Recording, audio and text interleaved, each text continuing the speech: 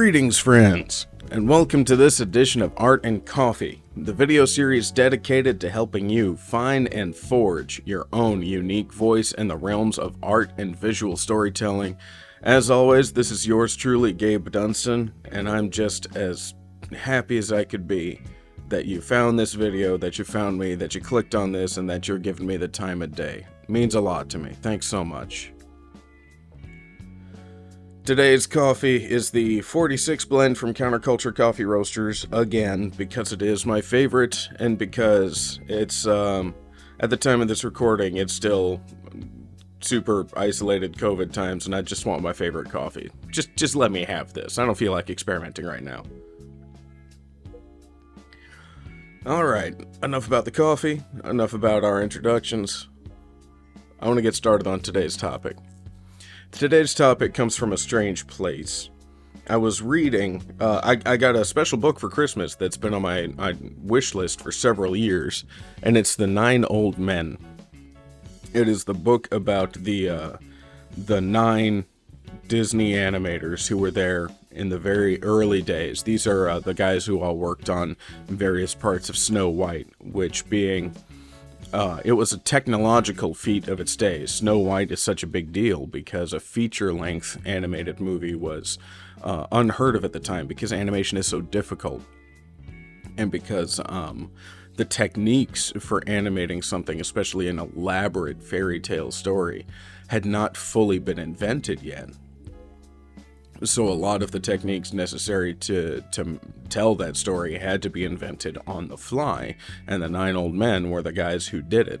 Animation was a very, very new concept. They're called the Old Men because they came up during silent film, when animation was a vaudeville gimmick that was kind of amazing.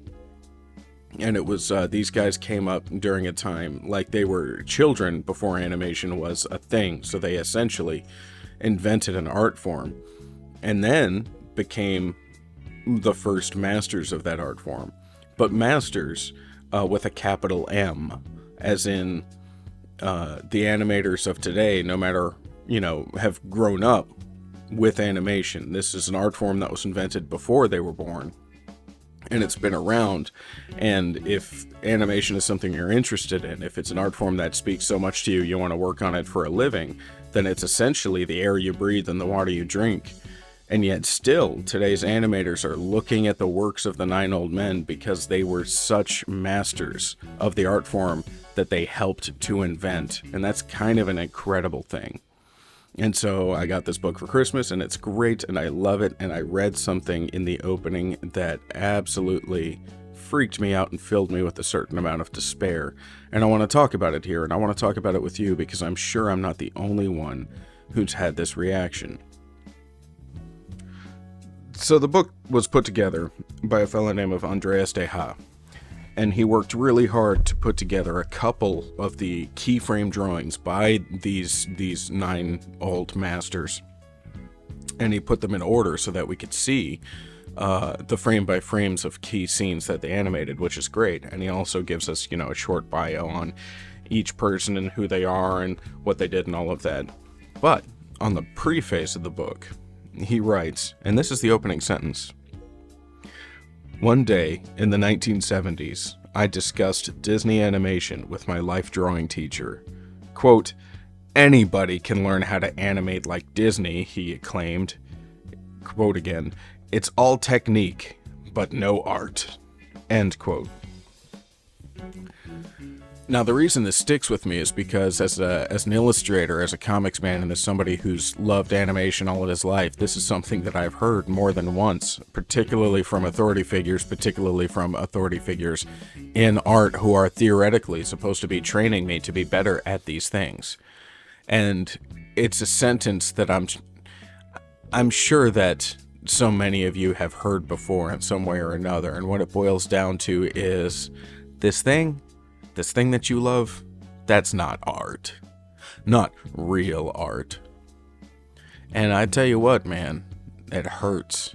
And those words cut, especially when they're coming from somebody who you trust, and somebody who you thought was there to teach you how to be a better artist, and the art that you want to be better at, they reject.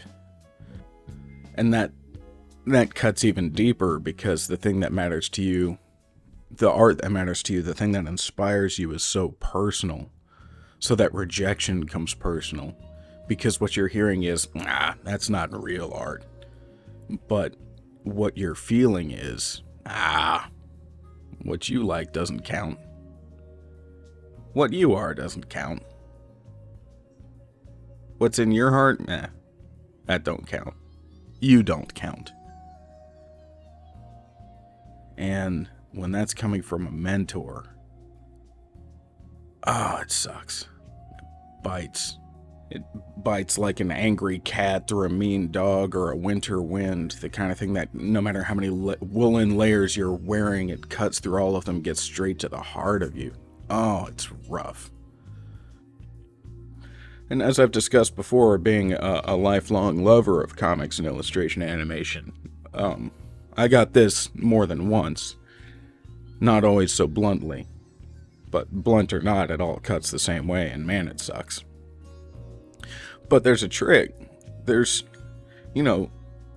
being so many years down the road from where I was, being a grown-up and having been a practitioner of this art form for more than a decade now, and also being a father and being a teacher for about a decade now, I've got some more tools and I've got a little bit more wisdom, and I wish that I could go back in time, find myself in those moments of desolation and tell myself what's actually going on. And I can't, but what I can do is I can tell it to you. So thanks for being here and listening, and I want you to listen very, very carefully, because this message is extremely important. You're all right. You're all right. What you're doing is great. Whatever it is, no matter how big or how little or how ambitious or how frivolous it may look or seem to you, you're all right. And what you love, love it. Because as wonderful and unique as you are, as wonderful and unique as every human being is, nobody is that unique. There's so many of us. So if you love it, that means that somebody else does too. And that means that you have something valuable that you can communicate to each other. That is what your love of an art form means. And it's hard. And you don't know whether or not you communicate effectively. Some of the lucky few get to find out, but most of us, we don't get to find out. And all of us don't get to really know for certain, because, calling back to an earlier video, you don't know the effect that you have on other people. You just don't. And you won't know the effect that you have on other people, because oftentimes you don't know what you're carrying that other people gave you. And I'm not talking about the sad stuff that sucks and sticks in your heart and bites like that winter wind. I'm talking about the good stuff, the tiny moments of thoughtless kindness that you don't realize are still inside of you and help you to keep going at whatever it is you do. The title of this video is What is Real Art, or How to Make Real Art. Emphasis on real. And the trick is, the more important it is to you, the more that it speaks to you personally, you with the pencil in your hand. The more it matters to you personally with the pencil in your hand, the more real it is. Because you're the one who's being real. It is an extension of yourself. Now, for this lesson to hit, for this to matter, for you to get what you need out of what I'm trying to say to you, you have to understand and accept the fact. I'm going to repeat those words. Accept the fact that you matter, and that what you think and what you feel is important. I'm going to repeat these words. You have to accept that you matter, and what you think and feel is important. And you have to accept this inside of yourself. This is an acceptance, not an expectation. The rest of the world, anyone outside of you, that's not what we're talking about. We're talking about you and inside your head. You have to accept yourself, and you have to accept your own worth. Because it exists, whether you deny it or not. It's like gravity. You can deny the existence of gravity all you like, but you're going to fall down every time you trip, I promise. So you can deny the importance of yourself or your art form as much as you like, but you're only tripping and falling every time you do, because you're denying the facts. The facts that you are important, and your thoughts and your feelings are important too. And they're important to you, but and you have to understand that you have value, and that means that they are important, and that's the crux of all of this. And those are more facts that you have to accept because they're true, because they are fact. And if you do not accept them, then you're just going to trip and fall some more, because this is gravity. It's real and it's not going away. And don't forget the bigger implication here. As unique as you are, there's billions of us. So somebody else out there, what you think is important, what you love, they do too. And you know they do because you do. Because there's so many of us. We're all unique, but we're not that unique. And that's kind of beautiful, because that means no matter how lonely we are, we're not actually alone. Somebody out there is like you in one way or another. Usually in multiple ways. And the reason that's important is because the art that you love and the thoughts that you have and the things that you want to say and communicate, somebody out there wants to hear it. And sometimes somebody out there needs to hear it. We read, this is a C.S. Lewis quote, we read to know we're not alone. I think we write because we feel that we are. And the act of writing is an act of reaching out to someone whose spirit vibrates to the same frequency as your own, which is a very highfalutin, flowery way to speak, but I don't have more plain language at this moment, and I'm sorry. Think about like childhood friends you met on the playground, and they loved the same things that you did, and not everybody you met knew. It's like, oh man, you know what Star Wars is? Like when you're really little, and just that moment of connection, how exciting. Or if you're into a very strange music, you go to a public concert of said music, and you're like, oh, I knew I wasn't alone. I knew everybody liked this. So that's what it was like for me going to my first metal show. It was wonderful. Now, here's the first breakdown. Here's where things don't always work out. Because as an artist, it's your job to make a thing and then tell everyone that you made the thing. And I do mean everyone, even the people you think don't care, even the people you know don't care. Tell everyone every way possible. Which, fun fact, that's the broad strokes of what marketing is, but I digress. Make a thing and then tell everyone, because you're casting a wide net, and because, calling back to what I said earlier today, something that I said in a previous video, you don't know the effect that you have on other people. You don't know what measure of kindness or love, the love of your art, the love of your storytelling. You don't know what kind of love you're sharing is truly resonating with the people outside of you. You don't know. And you're not going to know. And that is why being an artist and speaking in your own voice and using your own idiom and cherishing your own art form is difficult, because there is a lesser thought of, lesser spoken of aspect of this life of creation, and it is faith. And when I bring this up to students and adults, to kids and adults who I'm teaching, they get a little bit worried, because they're worried that this is where I start waxing religious and where I start being superstitious. No, friends, no. Faith is not a synonym for a blind leap. It's a great metaphor, but that's not what it is. That is superstitious. The blindness, the blind accepting, that's a superstition. Faith is another word for hope. You have to make your art and put it into the world with the knowledge, or at least the actions of somebody who accepts the fact that what you love is important and what you feel and have to communicate is important. Facts, whether you like them or not. The faith is when you put it out into the world, the hope that it will reach somebody, that it will help, that it'll reach somebody that it resonates with, that it'll reach somebody who can share the love with you, that it'll reach somebody who's never seen something like it before, and it will inspire them.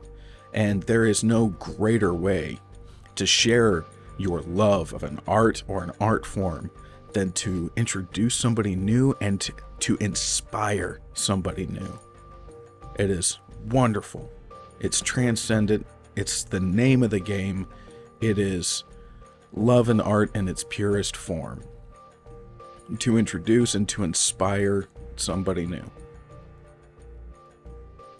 And it breaks down when you don't have the feedback, or you put your art out and you don't know that you have accomplished that goal, that you've introduced somebody to a wider world, that you've inspired somebody, that you've let somebody who is feeling an intense loneliness know that they are in fact not alone.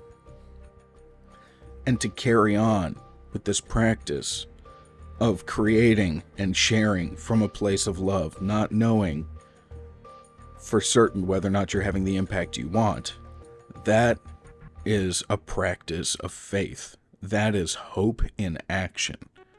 I'm making this. I don't know if it will actually reach the people that I want it to, but I hope it will. That's huge, and it's hard. But you've got this. You can do this. You're all right. So what does it take to make real art? Whatever you're making, whatever art, the more real you are about the thing that you're making, the more real that art is. I know it sounds hippy-dippy and strange, especially if you want the approval of somebody else, but you gotta stop needing that approval, because chances are you're not gonna get it. Why not? Great question. I'll get into that in a minute. But I want to repeat this so that the message sticks. The more real you're being with yourself while you're making the art, the more real that art is.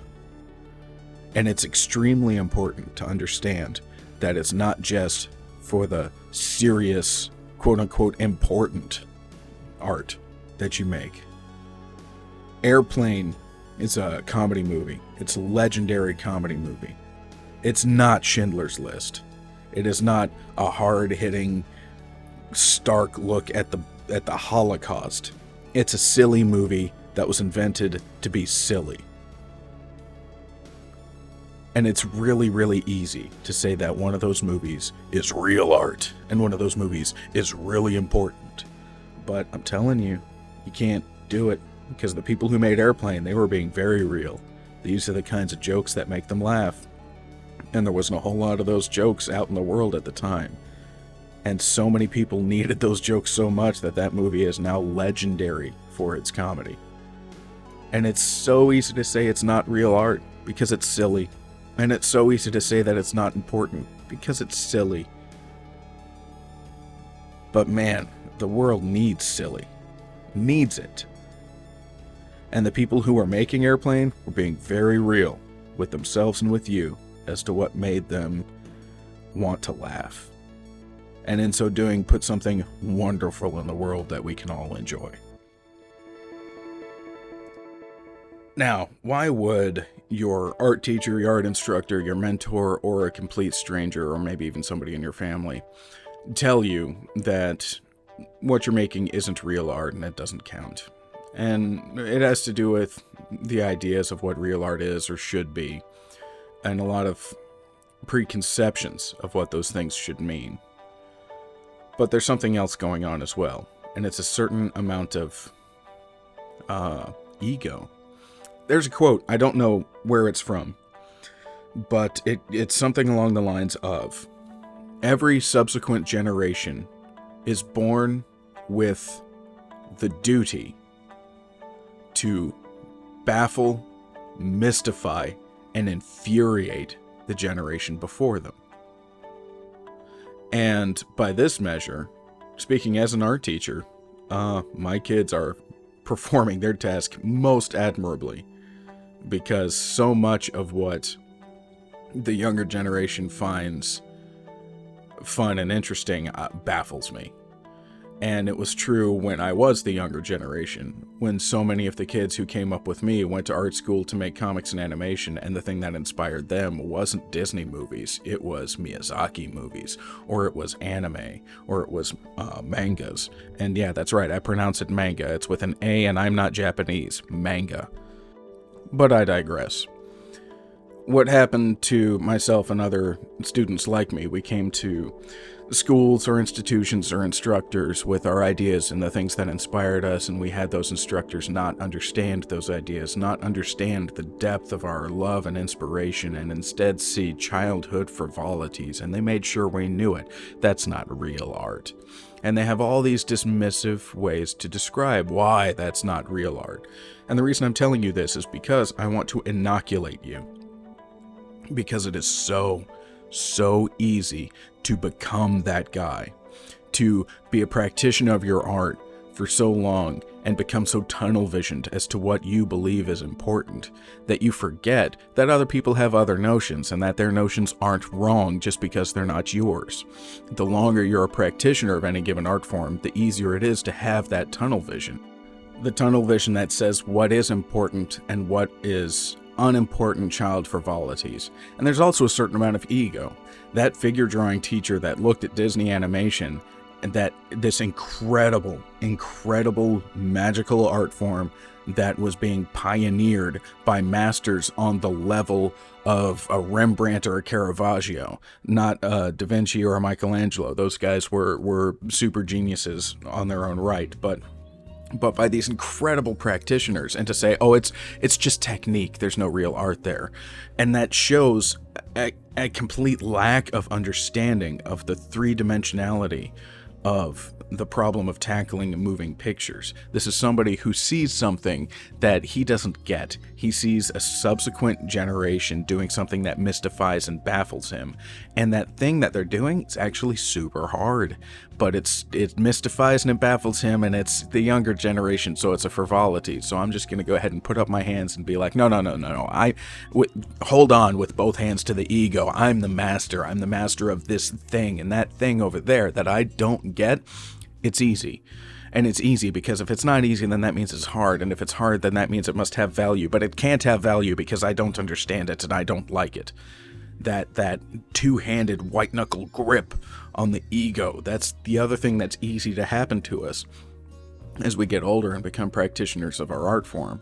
And it's also easy to forget that when we were the younger generation, what we did we knew what we were doing, but the thing that we were doing and that we loved mystified, baffled, and infuriated the generation before us. And all of us forget that that's kind of the way it's supposed to be. The new generation comes up with their own ideas, and they execute their own ideas and their own loves because they stand upon the shoulders of the generations that came before them. So of course they've got a new perspective, and of course they've got new ideas. They're not always good. The perspective is not always a good perspective. It's not always complete. The new ideas are not always good ideas, and sometimes the new ideas aren't even that new. It's just an old idea that's peaking up again. So don't think that it's always a good thing when you're a young person who mystifies and baffles the older people, but don't doubt your true loves either. And that's something that I want to end with. I want to shift gears a little bit and talk about that. Do not doubt your true love. Do not have a preconceived notion of what is important and what is worth your time and what is not. Instead, accept and understand that what you love is what you love. and it's important to you.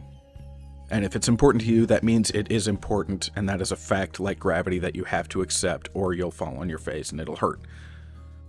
And not accepting the importance of yourself, and not accepting the things and the arts and the expressions that you love, not accepting those, not accepting that gravity falling on your face and hurting, that hurt is another word for depression. That's where it comes from denying these facts about yourself and your love, for not cherishing the thing that won't go away. And this is where things get weird, because so much of what we love seems small and frivolous. Like Airplane, it's just a series of ridiculous jokes that exist for no other reason than to be silly. It's just silly, and silly things can't be important, but if you love it, that means it is. Jerry Seinfeld has this short video about he came up with a bit about Pop-Tarts. It's a 5-minute video. It's by The New Yorker. It's a lot of fun. It's on YouTube. Go check it out. And what's fun and interesting about this man is he's talking about how stupid this idea is and how dumb this joke is. It's a stupid joke about Pop-Tarts, and when he's done crafting it, it takes 90 seconds to tell the joke. And it took him 5 years to come up with the right 90 seconds. And how stupid that is, and ridiculous that is. But it's a paradox. It's a tiny little joke. It's a throwaway 90 seconds about Pop-Tarts. But the paradox is that it's not stupid at all. That's what comedy is. That's what the art form is. And this is a guy who has spent his entire life in the pursuit of this art form. Holding in one hand, this is silly, and this is small. And holding in the other hand, this is hard. This is important. I love this. And if you love it, that means it's important. And if you cherish it, that means it's real. And if you're being honest with yourself, if you're being real with yourself when you're making your art, then the art you're making is real art. Thanks so much for listening. Thanks for watching. Thanks for joining me. It means the world to me that you would be here. Take care of yourself. Take care of your friends. And make the real art that you love.